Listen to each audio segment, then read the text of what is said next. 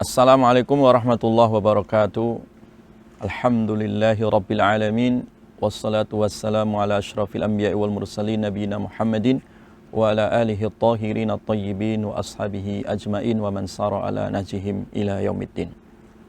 Sivitas Akademika UIK dan jamaah sekalian yang dirahmati oleh Allah Subhanahu wa taala.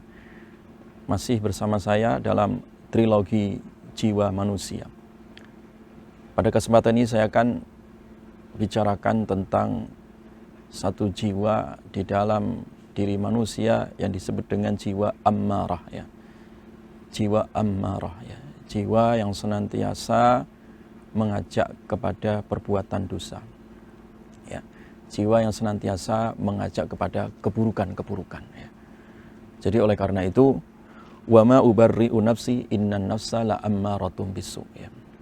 Ini kisah dari Nabi Yusuf alaihissalam ya, ketika beliau digoda oleh seorang wanita untuk mengajak hal-hal yang tidak baik ya, maka Nabi Yusuf segera mengatakan, saya tidak biarkan pada jiwa yang buruk ini ya, jiwa ammarah ini, dia akan mengajak kepada keburukan. Inna nafsa la ammaratum bisu ya, sesungguhnya hawa nafsu itu ya, jiwa yang satu ini ya, itu mengajak kepada keburukan ya. Jadi salah satu jiwa manusia ya, sisi yang ammarah ini ya, itu adalah sisi negatifnya ya. Ya. Dia senantiasa mengajak kepada keburukan. Kenapa dia mengajak keburukan? Ya, disebutkan oleh para ulama tafsir ketika menafsirkan ayat ini ya, seperti Imam At-Tabari, Imam Asy-Syaukani ya, mereka mengatakan bahwa mailuhu ila syahwat ya, mailuhu ila syahwat. Kenapa jiwa manusia itu mengajak kepada keburukan? Karena kecondongannya terhadap syahwat hawa nafsu ya. Condong terhadap kesenangan-kesenangan yang sifatnya pragmatis ya. Keinginan yang instan gitu ya.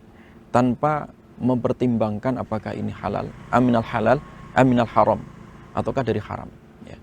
Dia tergoda dengan kesenangan-kesenangan instan sesaat ya, tanpa berpikir panjang ya, tanpa mendialogkan dirinya sebagaimana jiwa lawamah yang sudah saya jelaskan ya, dia hanya terpancing ya, termotivasi sesaat untuk mengikuti jejak hawa nafsunya ya, jejak syahwatnya ya. Makanya jiwa ammarah ini melalaikan ya, ma gharraka bi rabbikal karim ya, antakula nafsu ya hasrata ala ma faratu fi jambillah ya. Banyak orang tertipu ya, ghurur ya terhadap ajakan-ajakan jiwa ammarah ini, ajakan-ajakan hawa nafsunya, dan lalai ya. Makanya ketika manusia itu sudah terjebak dengan nafsu ammarah ya, atau jiwa ammarah ini ya, dia ya, ketika sudah terlambat ya, ketika dia sudah terlambat ya, sudah tidak ada lagi kesempatan untuk bertobat, tidak ada lagi kesempatan untuk kembali kepada Allah Subhanahu wa taala. Dia hanya bisa mengatakan, ya hasrata, aduh celaka aku, menyesal aku, ala ma faradtu fi jambillah, atas apa yang aku melampaui batas ya di sisi Allah ya. Tidak melaksanakan perintah Allah, dan apa yang dilarang Allah malah dikerjakan ya. Ini adalah kontradiksi terhadap fitrah manusia, yang mana fitrah manusia itu sebenarnya adalah bersih. Alastu bi rabbikum qalu bala syahidna ya. Fitrah manusia itu yuladu ala fitrah ya kan, dia bersaksi kepada Allah ya, bala syahidna ya, mengakui Allah sebagai Rabbnya, tunduk patuh, itu fitrah manusia sebenarnya ya. Ketika manusia dilahirkan juga dalam kondisi yuladu ala fitrah ya, dalam kondisi bersih suci. Nah, yang mengotori manusia sehingga dia belok tadi ya, bengkok tadi, itu adalah jiwa ammarahnya tadi itu ya, jiwa ammarahnya tadi. Dia memuja keinginannya, memuja hawa nafsunya, bahkan menjadikan keinginan itu sebagai Tuhan palsu di dalam dirinya. Nah, inilah yang kemudian dikritik oleh Allah Subhanahu wa taala, afara'aita man ittakhadha ilahahu hawa. Apa kamu tidak perhatikan itu ya, orang yang menjadikan hawa nafsunya, keinginan syahwatnya ya, keinginan jiwa ammarahnya sebagai Tuhan palsu ya. Afara'aita man ittakhadha ilahahu hawa. Coba kamu perhatikan, Allah mengajak kita supaya berpikir, ya, melihat, ya, kondisi orang-orang yang diperbudak oleh hawa nafsunya, diperbudak, ya, oleh keinginannya. Karena keinginan syahwat ammarah ini atau jiwa ammarah itu tidak ada pernah selesai gitu, tidak ada tuntasnya.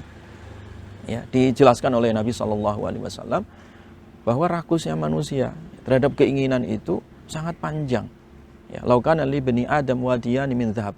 Kalau seandainya dia itu, ya, memiliki 2 gunung emas, ya, saking rakusnya terhadap syahwat harta, syahwat dunia, ya kan?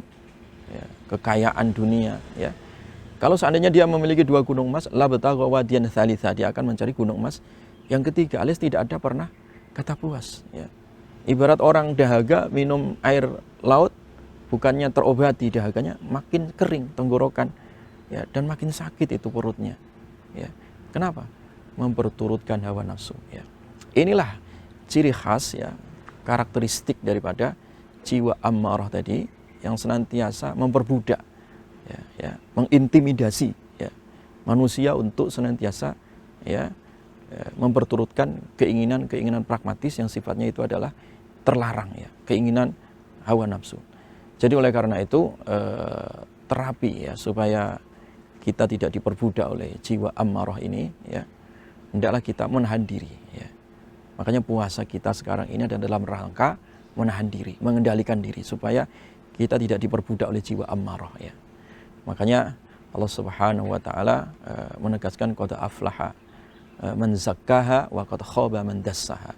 Jadi sungguh beruntung orang yang bisa mensucikan jiwanya, mengendalikan jiwanya tadi itu, ya, ya, supaya tidak terjatuh ke dalam yang haram, ya, ya, dengan tazkiyatun nafs tadi, ya. Wa qad khaba man dassaha, dan sungguh buntung, ya, sungguh rugi orang yang dikotori jiwanya tadi itu dengan diperbudak oleh keinginan hawa nafsunya.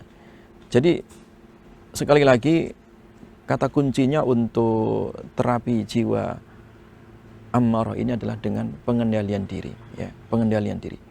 Pengendalian diri itu bisa diklasifikasikan, yang pertama adalah dengan cara takhliyah. Takhliyah itu artinya kosongkan, ya. Kosongkan dari jiwa keinginan-keinginan kita itu, ya, yang tidak sesuai dengan syariat tinggalkan, ya. Hal-hal yang kurang bermanfaat ditinggalkan, ya. Kosongkan, ya, kotoran-kotoran hati kita, hasud, dengki, pamer, riya, ujub, ya, tinggalkan semua itu, ya kan. Kemudian sibukkan isi dengan hal-hal yang bermanfaat, dengan amal soleh. Itu yang disebut dengan tahliyah. Jadi kita ketika menyibukkan diri dengan amal soleh, otomatis di satu sisi kita telah meninggalkan dosa atau meninggalkan hal-hal yang tidak bermanfaat. Itu. Jadi sibukkan dengan tahliyah. Hiasi diri kita itu dengan kebaikan-kebaikan. Allahumma habib ilainal iman, itu doa Nabi. Cintakan kami ya Allah untuk mencintai keimanan. Ya, wa zayyinhu fi qulubina, dan hiasilah keimanan itu di dalam hati kami. Wa kari ilainal kufra wal fusuqa wal isyan, dan bencikan dalam jiwa kami itu kefasikan, kekufuran, kemaksiatan. Nah, itu adalah terapi dengan cara tahliyah. Dan yang terakhir adalah dengan cara tahqiqul ubudiyah, ya. Senantiasa kita continue, ya, continue mengaktualisasikan nilai-nilai ibadah, ya, dan kita mewujudkan diri kita di muka bumi ini sebagai hamba Allah yang tunduk patuh mengabdikan diri kepada Allah Subhanahu wa taala. Itulah aktualisasi nilai-nilai inna sholati wa nusuki wa mahyaya wa mamati lillahi rabbil alamin. Sehingga segala salat kita, ya, ibadah kita, hidup mati kita itu hanya untuk Allah Subhanahu wa taala. Inilah metode terapi supaya jiwa-jiwa ammarah itu segera menyingkir, pergi, ya, atau terkendali dari diri kita, ya. Demikian yang bisa kami sampaikan, dan saya ucapkan selamat berbuka. Mudah-mudahan amal ibadah puasa kita dan juga amal soleh kita diterima di sisi Allah Subhanahu wa taala. Assalamualaikum warahmatullahi wabarakatuh.